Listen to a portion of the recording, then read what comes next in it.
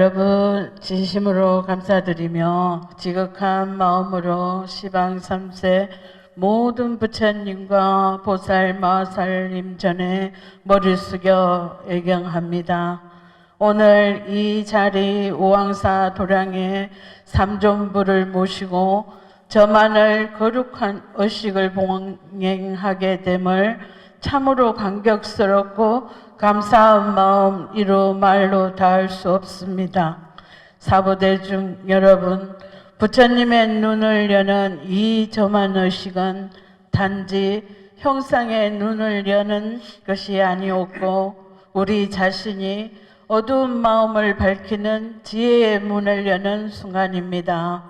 오늘 이 자리에서 우리는 부처님을 모신 것이 아니라 우리 마음속 본래 부처를 다시 깨우는 깊은 인연을 맞이하였습니다. 금강경에 이르기를 억무소주 이생기심이라 하셨습니다.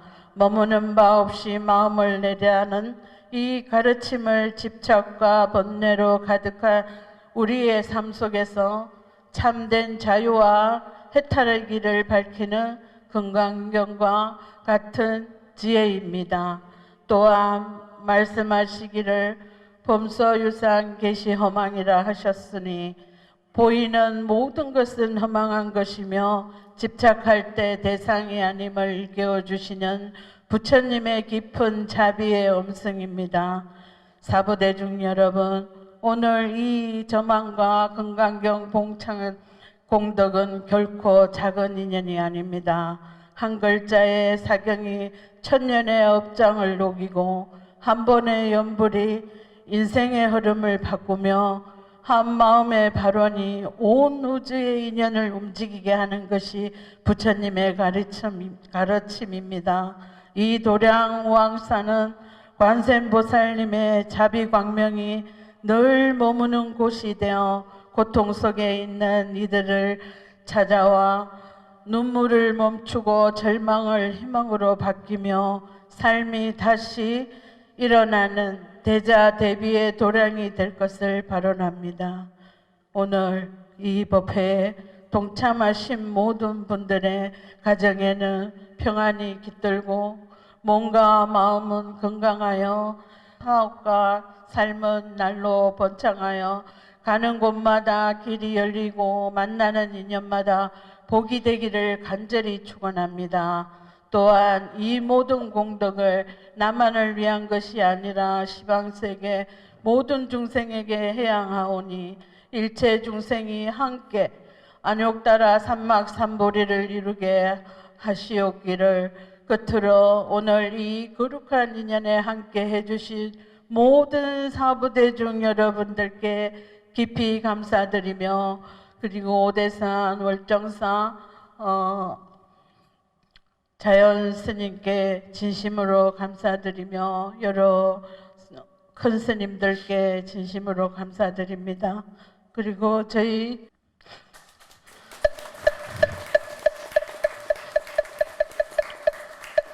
부족한 저를 물신양면 도와주시는 저의 큰 스님께 진심으로 감사드립니다.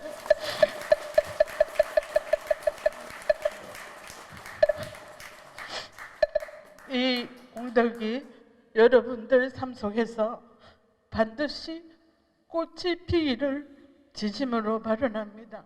감사합니다.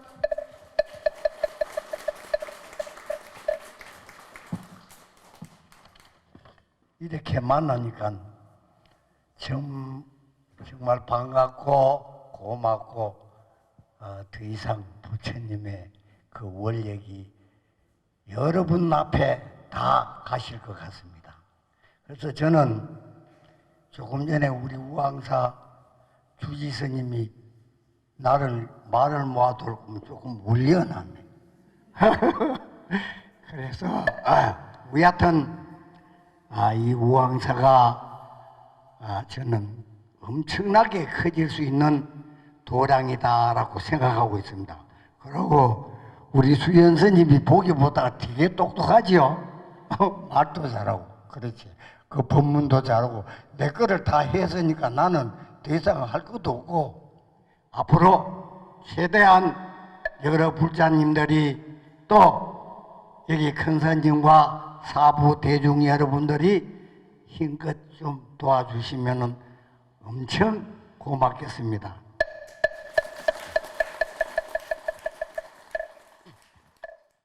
우리 우왕사 수연 스님은 삼천 역사의 통이 제일 큰 스님은 석가모니 부처님 스님이고 그 다음으로 통이 큰 사람 누굽니까?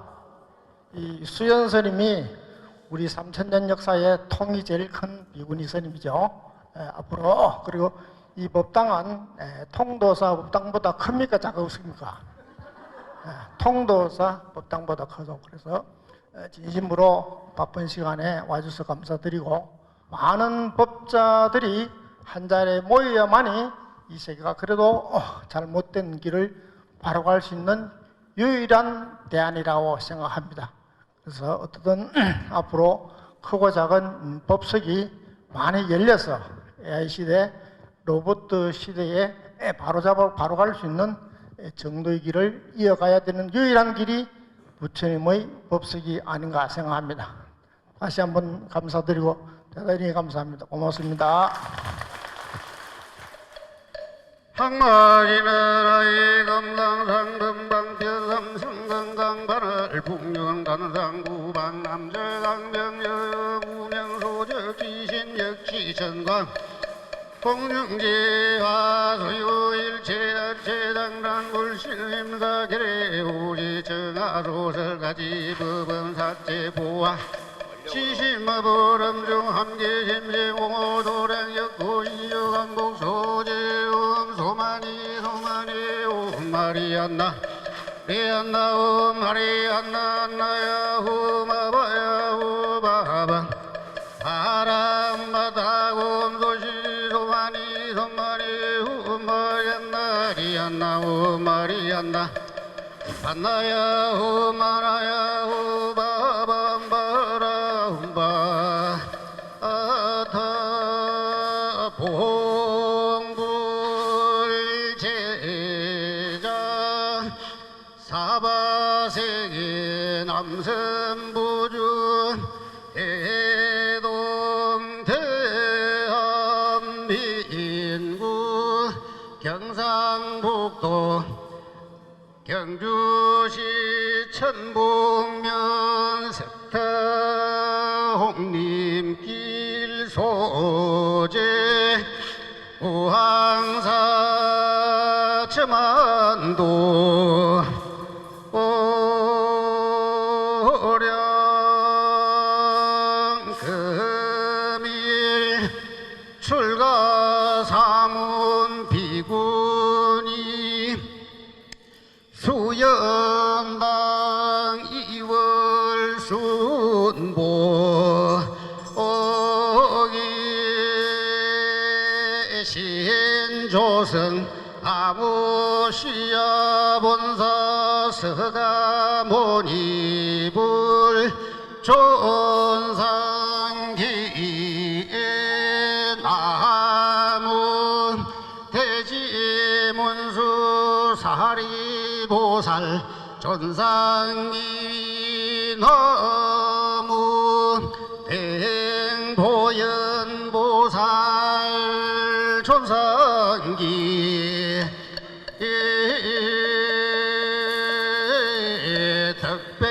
덕배저만법연 금비한등 공구 훈근작법 전개. 자, 안녕하세요. 오늘 우왕사 조만식 저는 여기 사실 법당을 되게 작을 거다라고 생각하고 왔었어요. 그냥 우리 주지 스님, 수연 스님 몇 번 뵀는데 제가 그렇게 인연이 별로 없어서 그냥 작게 이렇게 한 줄 알았는데 와 보니까 법당이 커서 한번 놀랬고, 그리고 또 안에 들어와 보니까 불보살님이 너무 또 이렇게 많아. 중국 사찰들 같아요. 그래서 석가모니 부처님 모시고 4대 보살을 다 모셨어요. 이분이 욕심이 많구만. 그래서 운수보살, 보현보살, 그 다음에 지장보살, 관세음보살 이렇게 해서 4대 보살이라 그래요. 그래서 이 4대 보살을 다 모시고 그래서 어떻게 보면 경주불교의 새로운 패러다임을 만들어 갈 수 있는 그런 도량이 됐으면 좋겠다라는 생각을 하고 저만과 관련돼서 한 가지 말씀을 드릴게요. 자, 개인적으로 이 저만 의식을 볼 때마다 저는 약간 여러 가지 생각들이 막 들거든요. 그렇게 드는 이유 중에 하나는 뭐냐면 증명법사가 아까 스님이 연불하실 때 그런 걸 했는데 아마 여러분들은 잘 못 들으셨을 거예요. 증명법사가 지공스님, 나홍스님, 무학대사 이렇게 그렇게 해서 그 세 분을 증명사마상이라고 합니다. 증명사마상. 그분들 이렇게 본명이 언급될 때마다 제가 약간 이렇게 어떻게 보면 저 나름대로는 감동을 해요. 이 이유는 뭐냐면 제가 나홍 스님으로 박사 논문을 썼고 지공 스님으로 가장 많은 학회 논문을 쓴 사람이고 무학대사와 관련된 글들도 제가 여러 편을 썼어요. 그래서 그분들을 이렇게 생각하면서 이게 돌아가시고 나서도 어떻게 보면 신격화가 된 그런 분들이거든요. 그래서 오늘날까지도 모든 저만법회 이런 불상저만만 있는 게 아니고요. 탱화저만도 있고요. 가사저만도 있습니다. 그래서 그런 저만법회에서 증명법사라고 하는 것은 시대와 그 다음에 공간, 시공을 초월해서 어떻게 보면 그 법회의 정당성을 보증해주는 그렇게 그래서 증명법사의 역할을 해주시는 분들이에요. 그래서 저런 삶을 사신 분들 참 대단하다라는 생각을 해봅니다. 물론 뭐 무학대사는 조금 평가를 달리할 수 있고 지공스님, 나홍스님 같은 경우는 뭐 대단하신 분들이에요. 기록상으로만 보면 이런 분들도 다 있구나 싶을 정도로 대단합니다. 그리고 오늘날 이 조계종이라고 하는 종단 아니면 한국불교, 선불교의 유일한 단일맥이 사실은 이 나홍스님과 관련해서 나홍스님, 혼수스님 이렇게 내려오는 맥이라고 보시면 돼요. 그래서 한국불교 전체가 사실은 이 혼수맥이고 그 위로 거슬러 올라가면 나홍스님입니다. 그래서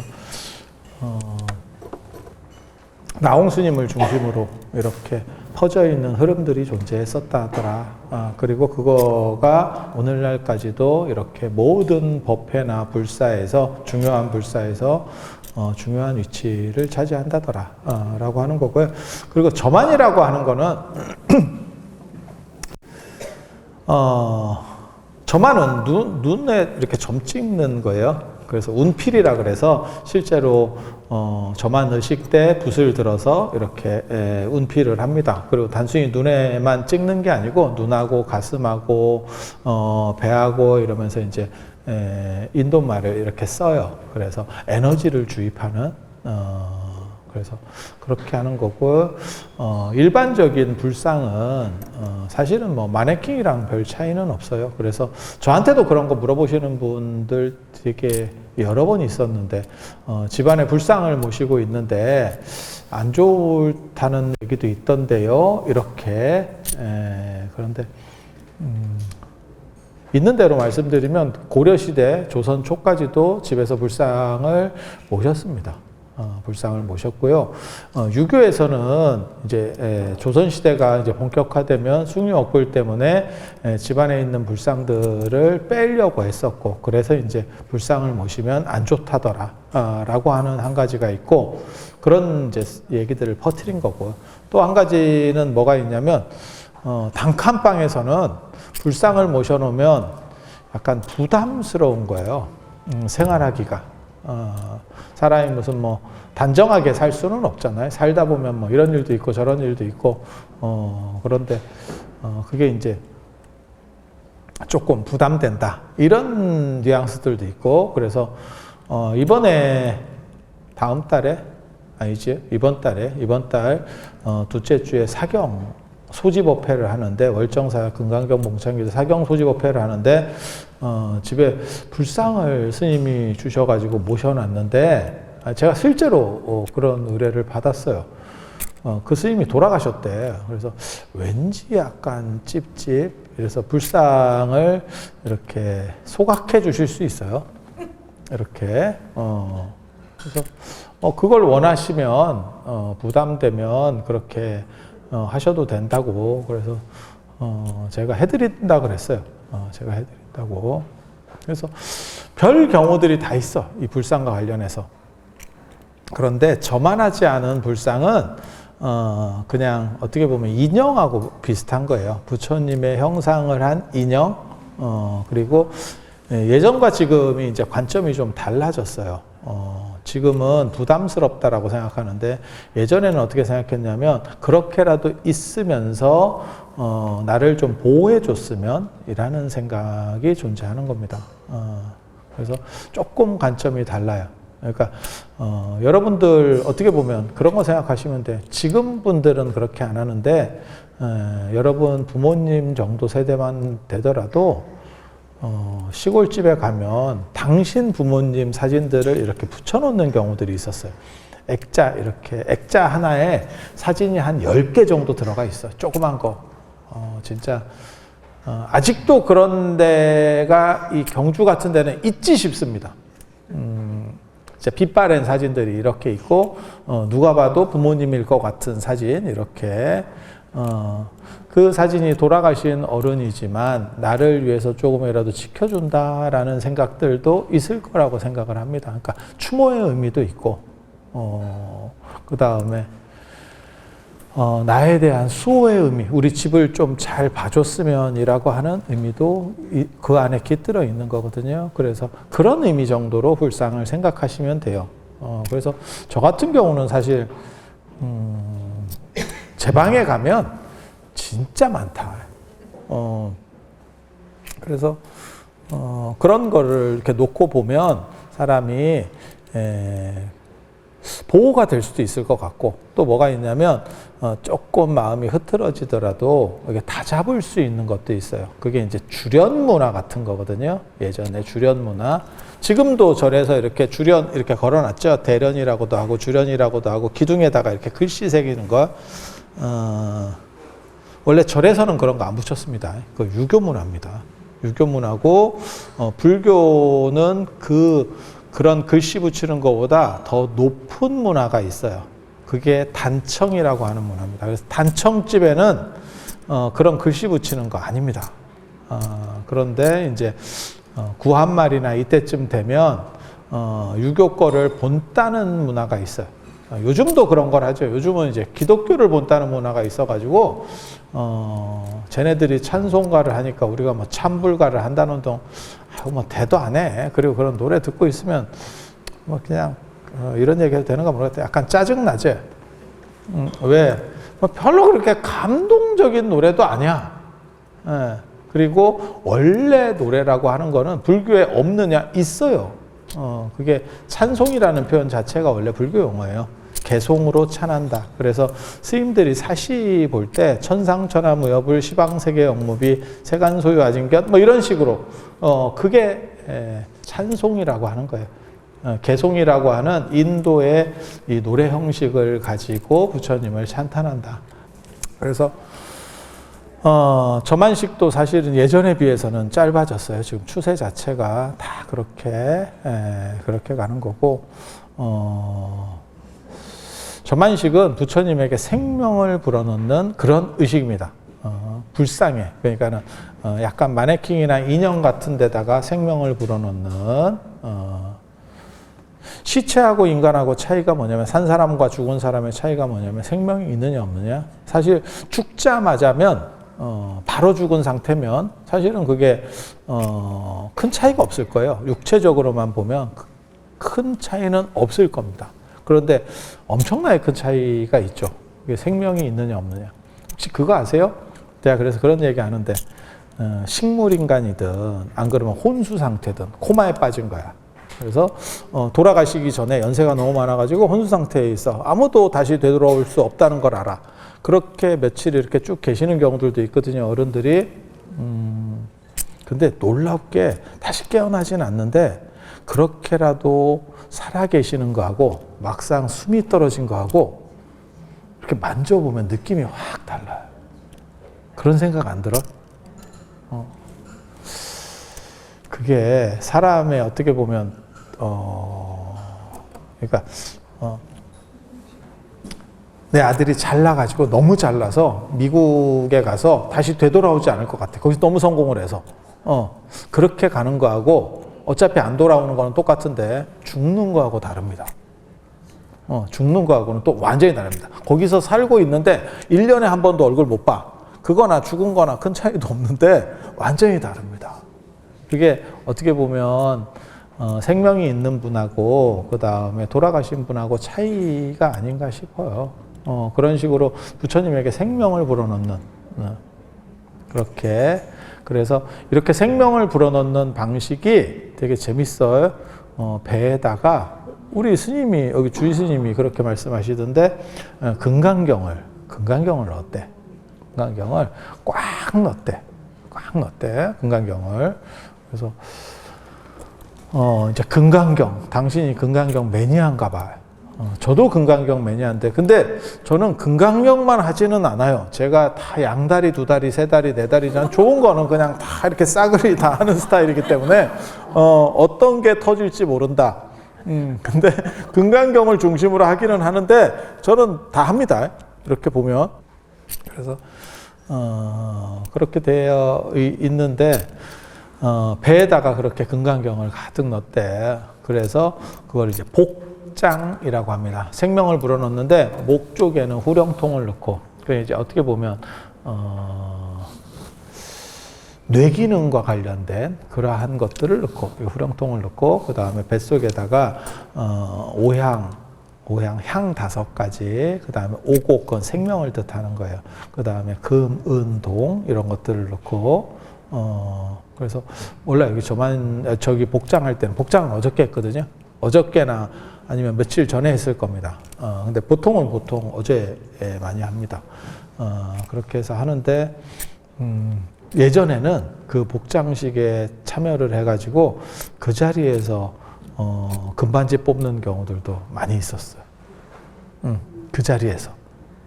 그리고 그게 삼국시대 때도 그랬는갑더라고요. 삼국시대 때도. 네가 그걸 어떻게 아느냐? 익산 미륵사지 탑에서 이제 그게 요행이 발견된 겁니다. 보통은 그 사리를 넣는 데가 있는데, 넣는 위치가 있어요. 탑에서. 그런데 그게 약간 똘틱하게도 전혀 엉뚱한 데 사리를 넣었어. 익산 미륵사지 탑에서. 아무도 예상할 수 없는데. 왜 그렇게 했는지는 누구도 모릅니다. 근데 되게 재밌습니다. 그렇게 넣는 바람에 일본 사람이 도구를 못했어. 그냥 헛다리만 짚다 끝난 거예요. 여기겠지? 없네. 이래가지고 끝난 거예요. 그러다가 저번에 수리 때 나와서 이제 엄청나게 놀라운 일이 벌어졌죠.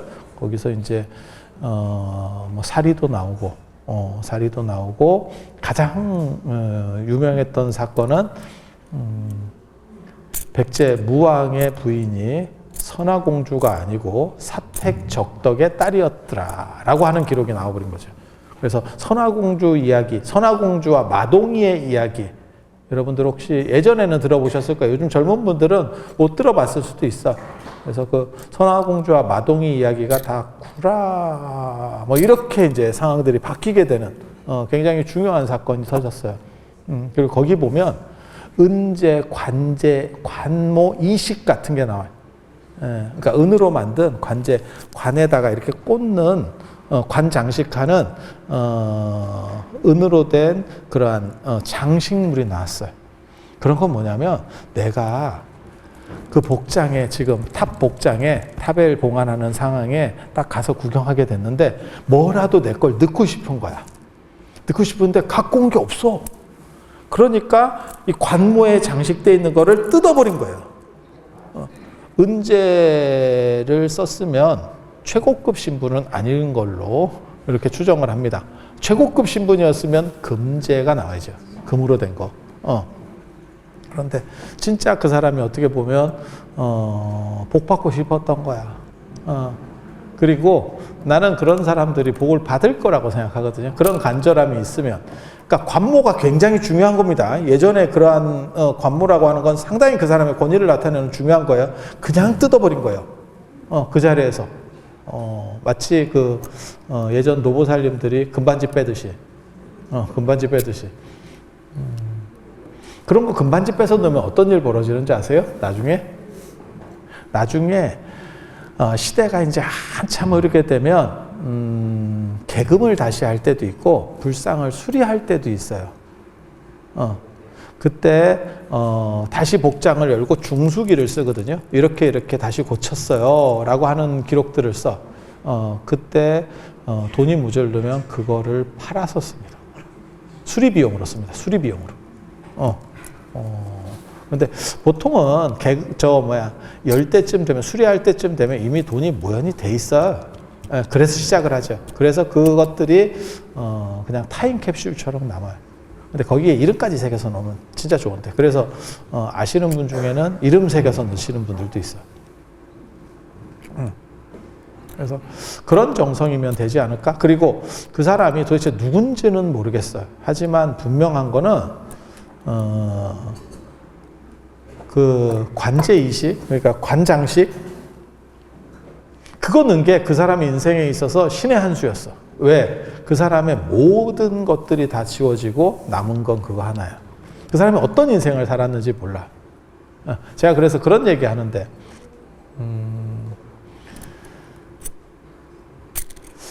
절을 이렇게 지어 놓으면, 어떤 사람들은 예를 들어서 부자예요. 예전에 귀족이어서 굉장한 부자예요. 그렇게 해서 절을 짓는 경우가 있어요. 절을 지어 놓는 경우가 있어요. 안 그러면 불상을 모셔 놓는 경우가 있어요. 그렇게. 그러니까는 추모를 위해서, 안 그러면 발복을 위해서, 그렇게 하는 경우들이 있어요. 근데 나중에 끝나고 나면 이게 한 1000년 정도 지나잖아요. 그 사람에 대한 거는 싹 잊혀지고 그것만 남아있어. 국립중앙박물관 불상실에 가면 그 감산사지 석불이 두 구가 있어요. 하나는 아미타불이고 하나는 미륵불이에요. 그 뒤에다가 광배에다가 내용을 쭉 새겼어요. 돌아가신 어머니, 뭐 관초리 부인을 위해서, 극락왕생을 위해서 뭐 이렇게 불상을 조성을 했어요. 막 이렇게 등판에다가. 그래서 이게 최고입니다. 제가 이렇게 보기로는 뭐 복장하고 이런 거는 유실되는 경우도 있는데 등판에 새기는 게 진짜 최고입니다. 새길 수만 있으면 뭐 최강이에요. 그리고 유물로는 금은이 생각보다 약해요.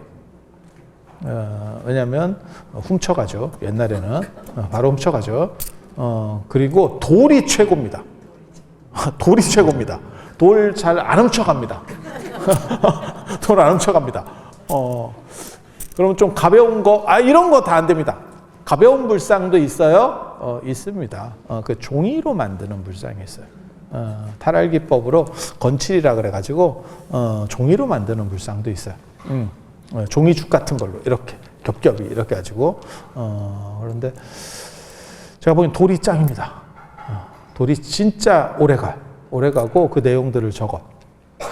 그래서 그 사람이 도대체 누군지는 잘 몰라요. 하지만 그 사람의 지위나 그 사람이 부모님을 생각하고 그 다음에 돌아가신 아버지 어머니를 생각해서 이렇게 불상을 모셨구나 라고 하는 것들이 그냥 그대로 남아있는 거예요.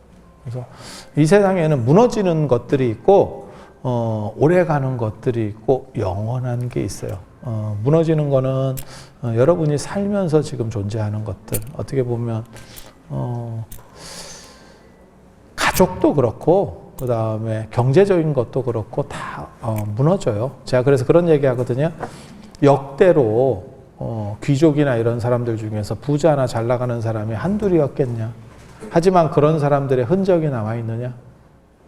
싹 없어져요. 싹 없어져요. 나중에는 존재했는지도 몰라요. 다 지워져. 그리고 그렇게 돌불상에 등짝에 이름 새겨놓은 것만 남았더라. 이게 굉장히 좀 신기합니다. 그래서 이런 것들은 좀 더 오래 가는 거. 그러면 영원히 갈 수 있느냐? 영원히까지 못 가죠. 어떻게 돌에다가 새긴다고 영원히 가겠어?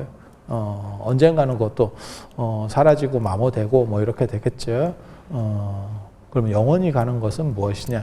그게 공덕은 나를 따라서 간다. 그게 이제 금강경에 제가 여러 가지 이렇게 수식어를 붙였었거든요. 금강경 봉창기도 할 때. 근데 이게 어떤 거는 좀 오래 쓰고 어떤 거는 오래 안 써요. 제가 맨 처음에는 기도혁명 뭐 이런 거 쓰다가 나중에 또 여러 개를 바꿨었는데 그게 이제 실무자가 좀 더 오래 쓰느냐고 관련이 돼요. 저는 계속 뭐 만들어내기만 하지. 근데 우리 실무자인 또 스무 스님이 요즘 그 카피에 좀 꽂혀 있어요. 제가 뭐라고 썼냐면 100년의 가피, 1000년의 행복. 그렇게 100년의 가피, 1000년의 행복. 이 카피를 또 쓰거든. 100년의 가피라고 하는 것은 어떤 뜻이냐면 1930년부터 시작해서 조금 있으면 이제 진짜 100년이 돼요.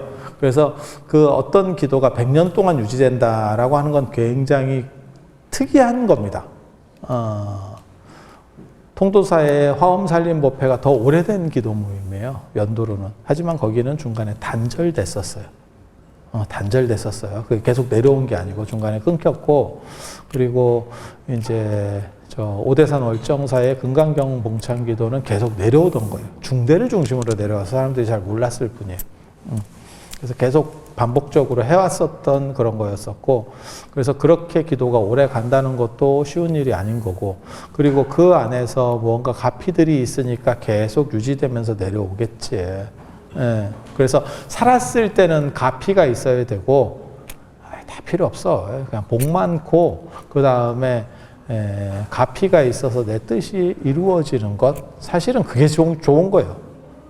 그리고 금강경이 다른 기도하고 다른 점은 저는 뭐라고 얘기를 하는 거냐면, 왜 천년의 행복이라고 얘기하냐면 죽은 뒤까지도 관통해서 갈 수 있다. 저도 그렇게 얘기해요. 사람들이 만약에 우리 애가 지금 뭐 직장을 얻어야 되고 승진을 해야 되고 그러면 어떤 기도를 할까요? 라고 물어보면, 금강경 기도를 할까요? 라고 물어보면 화엄경 약찬계 뭐 이런 얘기를 하거든요. 화엄경 약찬계를 해보시죠. 이렇게. 그게 더 맞아. 그게 더 맞아. 맞다고 생각하는 거예요. 저 같은 경우는 기도 종목으로 보면. 그런데 금강경 기도는 죽은 뒤에까지도 갈 수 있는 기도예요. 그래서 살았을 때는 가피가 있고 죽은 뒤에는 내가 행복해질 수 있는, 그리고 그 얘기가 있어요. 지금 여러분들이 무엇을 가지고 있든 어떤 삶을 살았던 죽은 뒤가 되면 거기까지 따라갈 수는 없습니다. 부처님께서도 뭐라고 말씀하시냐면 살았을 때 너를 끝까지 따라갈 수 있는 것들, 그건 뭐냐면 재산, 그 다음에 가족, 그리고 그거보다 더 끝까지 따라가는 게 뭐냐면 내 몸이에요. 내 몸. 이게 최후까지 따라가는 거고, 언젠가는 놓고 가죠. 언젠가는 놓고 가죠. 그리고 놓고 갈 때 가지고 갈 수 있는 것은 네 공덕과 업밖에 없다. 네가 해왔던 그러한 습관들, 아니면 누적됐던 것들, 그 가치들을 가지고 간다. 그래서 공덕을 많이 쌓아놓으면 죽은 뒤에까지도 관통해서 갈 수 있는. 그래서 금강경을 돌아가셨을 때도 금강경을 봉독을 하죠. 그래서 금강경이 어떻게 보면 가장 안전한 경전, 그러니까 신묘장구 대다란이나 화엄경 약창계나 아니면 뭐 사다라니, 아니 사대주나 아니면 법화경 기도 같은 경우는 약간 전문 처방 같은 그런 기도고요. 금강경 기도는 약간 보약 같은 거예요. 보약 같은 기도. 그러니까는 공진단이나 뭐 홍삼 먹는 듯한 느낌? 그래서 전체적인 것들을 이렇게 끌어올려주고 나쁜 것들을 막아주는 이렇게 그런 기본적인 그런 거라고 보시면 돼요. 그리고 그렇게 금강경을 모셔놨다 해서 참 잘했다는 생각을 했습니다. 뭐 말은 안 했는데 그렇게 경전을 모시는 거는 사리가 없을 때 보통 부처님의 말씀 이걸 법신살이라고 하거든요. 그래서 이제 넣는 거고 경전이 되게 많아요. 이 어른이 인도 분들의 특징이기도 한데 말이 많습니다. 동아시아는 말이 없습니다. 그게 이제 술하고 관련되는 거거든요. 그래서 인도 사람들은 술을 안 마셔 더워서 그렇다 보니까 말이 많고 남자도 마찬가지예요. 술 드시는 분들이 말이 좀 적고 술 안 드시는 분들이 말이 많아요. 아니 저는 술을 안 먹지만 살라고 말을 하는 거예요. 내가 말을 하고 싶어서 하는 게 아니고 먹고 살라고 하는 거고 약간 다릅니다. 그래서 그렇게 있는 거고 동아시아는 이제 술을 먹으니까 말 자체를 좀 줄여요. 줄여요. 그래서 동아시아 선불교에서는 직관, 이심전심, 마음으로 통한다. 말이 필요가 없는 거고 인도에서는 말로 설명되지 않는 것은 존재하는 것이 아니다. 이렇게 생각을 해요. 그래서 언어를 초월한 것이 과연 존재할 수 있느냐? 그래서 12연계에도 보면 명색이라고 하는 게 나오거든요. 그래서 언어적인 것, 개념적인 것에 대한 의존이 상당히 높아요. 뭐 그렇다 치고 그래서 이 언어에 대한 부분 뭐 이런 것들도 사실은 중요해요. 한데 동아시아하고는 문화적으로 약간 달라요. 그리고 동아시아 문화 그 부처님께서 그래서 부처님께서 경전을 말씀하실 때 화엄경도 길고 법화경도 제법 깁니다. 보적경 이런 것도 무지하게 길고 그런데 그 중에서 제일 긴 게 반야경입니다.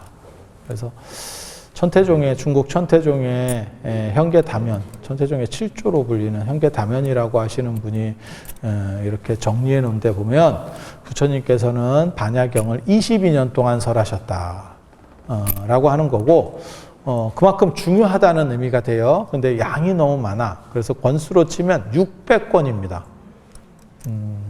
제가 전에도 그런 얘기 했었는데 이 600권 대반야경 읽은 사람을 내가 지금까지 나 말고는 본 적이 없다. 왜? 이거는 기본적으로 할 일이 없고 끈기가 있어야 돼요. 이런 거 보려면 딴 거 다 필요 없어.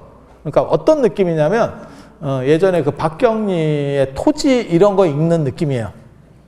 그냥 은근과 끈기 이게 기본 깔리고 재미는 그 뒤에 느끼든지 말든지. 그리고 참고로 말씀드리면 경전은 재미가 없습니다. 없습니다. 그래서 은근과 끈기가 거의 90%를 차지하는 거예요. 그리고 거기에는 할 일이 없어야 돼요. 내가 지금 같으면 그런 경전을 못 읽었을 거예요. 근데 내가 어렸을 때 진짜 할 일도 없고, 뭐 되는 것도 없고, 그러니까 그런 거 읽고 있지. 세월이 좋아서. 그래서 옛날 사람은 안 힘들었겠어요? 그게? 저만 그런 문제가 벌어졌겠어요? 그래서 옛날 사람들이 읽는 거 포기하고요. 경전을 두루마리 경전을 한번 펼쳤다 맙니다. 그러면 한 번 읽은 걸로 퉁. 한 번 읽은 걸로 퉁. 근데 이게 한 번 읽은 걸로 퉁치려면 몇 번 해야 되냐면 600번을 해야 돼요. 600권이니까 600번 열었다 닫았다 열었다 접었다 이걸 600번 해야 돼요. 그러니까 이게 좀 힘들다. 그래서 그거를 축약해서 만든 게 나중에 공식만 딱 뽑아서 만든 게 써머리 하는 거죠. 그게 반야신경. 그리고 그렇게 해서는 안 되겠다. 너무 압축해 놓으니까 이게 잘 못 알아듣겠다. 반야신경의 가장 큰 특징은 지금 조계종 같은 경우는 반야신경을 한글로 하거든요. 한글로. 근데 한글 반야신경과 한문 반야신경의 가장 큰 차이는 무엇이냐? 내용을 이해하느냐? 이해하는 게 아니고 의식이 길어졌다. 내용 이해는 똑같이 안 됩니다. 왜? 공식만 너무 압축해놔서 그래요. 너무 압축해놔서. 그래서 그러지 말고 제일 엑기스에 해당하는 한 권을 한번 뽑아보자. 그게 577권이에요. 600권 중에. 그걸 능단금강문이라고 하고 다른 말로 금강경입니다. 그래서 그게 눈깔인 것 같다. 핵심인 것 같다. 이렇게. 그래서 그걸 통해서 전체를 예전에 그 의상정교조에 보면 뭐라고 나오냐면 삼국유사 의상정교조에 보면 국맛을 보기 위해서 국을 다 먹을 필요는 없다. 한 솥의 국을 다 먹을 필요는 없다. 한 숟가락만 떠먹어 보면 이 집이 맛집인지 아니면 상태 메롱인지를 알 수 있다. 이렇게 얘기하거든요. 그래서 600권을 다 보지는 않지만 금강경 한 권만 보면 전체의 대체적인 내용들을 알 수 있다. 근데 옛날 사람이 그거 뽑은 것도 난 대단하다고 생각해요. 그 선정하려면 진짜 몇 번을 읽었을 거야. 누군가 몇 번은 굴렀을 겁니다. 그렇지 않으면 그거 선정하기 쉽지 않아. 한 번 읽으면 되는 거 아닙니까? 흥부전하고 다릅니다, 이게. 흥부전하고 다르고 비슷한 내용들이 계속 반복되면서 재미없게 끌고 가거든요. 그래서 다 읽어도 기억이 안 나요. 문제는. 그래서 그게 이제 핵심이 되는 경전을 금강경. 그리고 그거를 뱃속에다가 이 우왕사가 우리 수연 스님의 큰 발언에 의해서 이루어진 절인데 앞으로 빨리 자리를 잡고 그 다음에 어떻게 보면 경복을 대표하는 그런 중심 사찰이 됐으면 하는 생각을 해보고요. 그리고 이렇게 크게 지금 젊은 분도 아닌데 말년에 힘을 낸다는 게 쉬운 건 아닙니다. 내가 보기에는 자기 무덤을 판 것 같은 느낌도 약간 들긴 하는데 그런 느낌도 들긴 하는데 꿋꿋하게 이겨낼 겁니다. 왜? 원력이 있는 사람은 아름답기 때문에. 그리고 그 원력이 우리 스님을 지켜주고 부처님의 가피를 이끌어내서 스님도 복되고 여기 찾아오시는 모든 분들이 복된 가치를 얻을 수 있을 것이다 라는 말씀을 올리면서 이상 마치도록 하겠습니다. 자, 들어서 감사합니다.